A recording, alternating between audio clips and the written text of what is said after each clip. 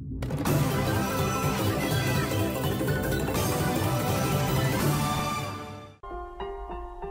覧のスポンサーの提供でお送りします。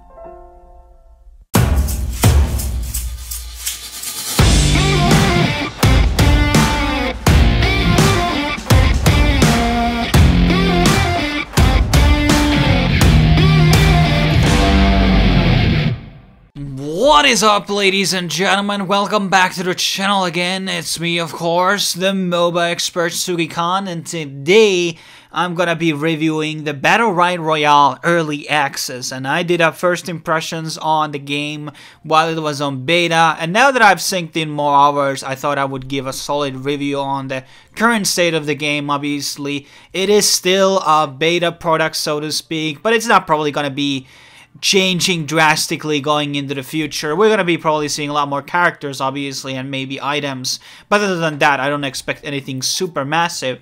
So, let's get started with the one odd thing is that the game is currently ranked at 6 out of 10, 3 stars out of 5 in Steam, while the normal game, Battlerite, is 9 out of 10. And I don't know if I'm with the majority here or the minority. I actually think Battlerite Royale is the better game of the two. And here's why. Because constantly playing the original Battlerite, especially on like solo and, well, duos especially, I noticed that there is certain team comps that are better than others, and certain meta was forced, and you know, you could, when you would run without a healer or support, certain results would obviously happen, at least back then when I played it. Obviously the meta may have shifted because of balance changes, but it seemed to me, at least back then, that certain comps were always going to be better than others. And in Battlerite Royale, the setup is so much different because you have early game and then you have late game where you collect the items and your abilities get stronger and you can choose different items, you can set up traps, and it has a strategic avenue to this game, and it's a much more exploring truly the idea and the concept of the game in like a full focus. And I think actually it might be also be the best battle royale game that we have right now, because a lot of the other ones, I'm not a big fan of Fortnite. PUBG is way too buggy and well poorly optimized, and I think it's not always that fun. It kind of varies, but I think Battlerite Royale has been able to kind of find the good balance there, not make too long games, keep it balanced in a lot of ways, and you know, having a game where, you know, even if you're not a very good player, I think you can still have a good shot of, like, you know, surviving to the top or surviving to the top 5 and etc.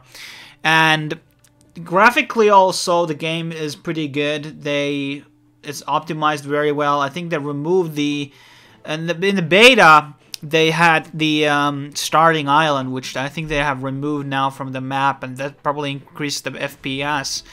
And they also kind of changed and tweaked some of the things, like, because I remember in the beta you could only like buy one ability at start, and I complained about that on my first impressions, and they did change that, and now you can buy 2 abilities and pretty much a 1 item, or you can run without an item and, you know, save the money and use it in a shop. I mean, it's really good, and I always said that the engine and the physics about it and like the abilities of like juking around, they've always been very nice.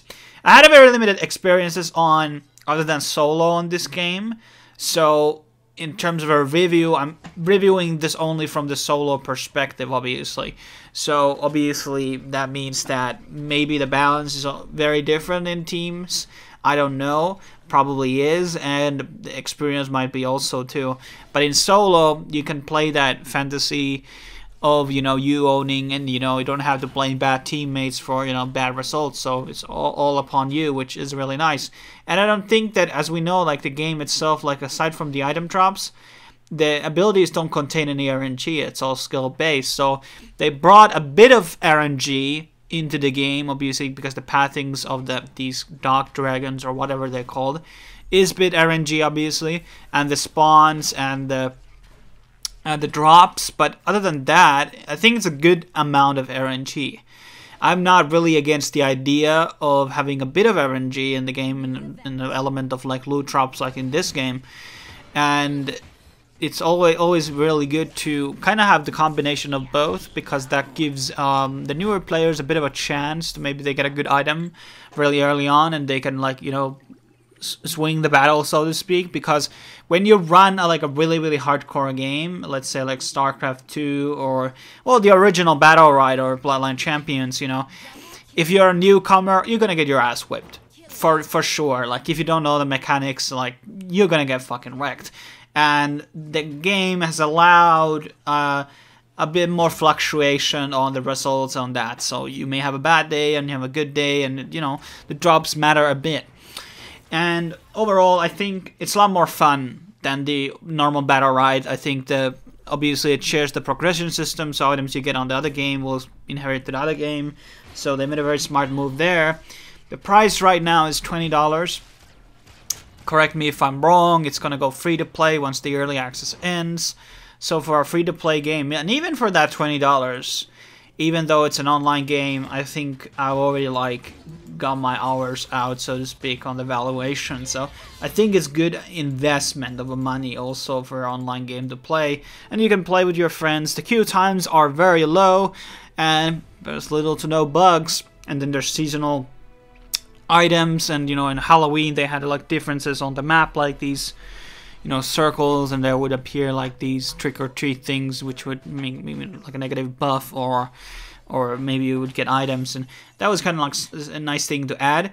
In terms of the map, I think there could be more interesting interactive elements on the map. We have these what they're called, like wind waypoints, where you just kind of like hover in the sky or something, and you can move around the map again, like in the beginning. I would love to see, and then we have the teleporters, obviously. Maybe I would like to see something more on the map, truly. Maybe there could be some type of a Roshan Baron type of a thing, somewhere in the middle of the map that you could try to defeat and get some really good item out of it. Okay, that could be interesting, because that could like bring a lot of gamble element, that somebody could come on and steal it.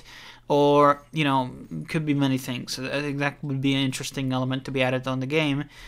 And where you would add it on the map, that's a good question. You should have the somewhere in the middle, obviously, but they would have to like rework the castle area to, you know.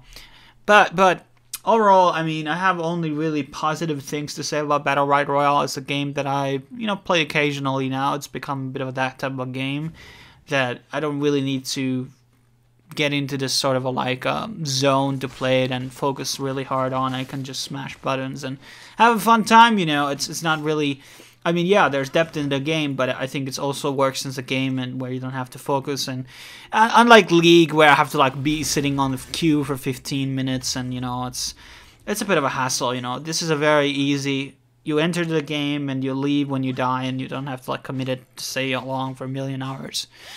And that's pretty much my thoughts. Will I make future Battlerite Royale videos? It's possible. And that's pretty much what I gotta say today. Please subscribe, obviously like, check out my other channels too. I'll be making a lot more content on those. The MOBA market, the MOBA season has been very dry. It's not really showing a lot of promising stuff, at least not now. And I will see you guys next time. Thanks for watching.